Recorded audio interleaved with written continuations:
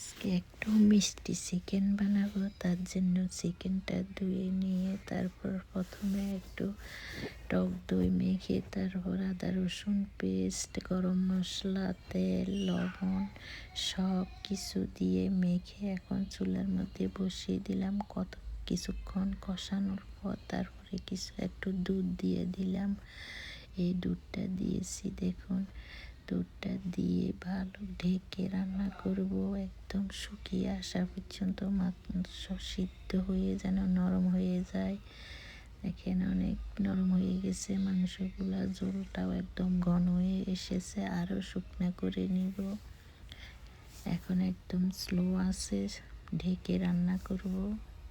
এদিকে একটু পোলাও করে নিব।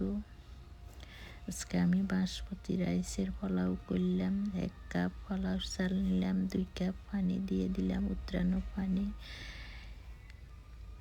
পোলাওটাও ভালো করে নেড়ে চেড়ে এখন ঢেকে রান্না করে নিব।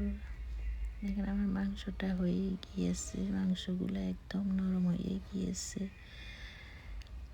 আমার পোলাওটাও প্রায় সিদ্ধ হয়ে এসেছে। এখন শুধু পানি টেনে গেলেই নামিয়ে নিব। আমি লাস্টে একটু ঘি দিয়েছিলাম, সেটা দেখাতে ভুলে গিয়েছি। ঘির ঘ্রাণে অনেক ঘ্রাণ করতেছে পোলাও থেকে। দেখেন কত সুন্দর হয়েছে। বাসমতি রাইস অনেক বড় বড় হয়েছে। কেমন হয়েছে আমার রান্না?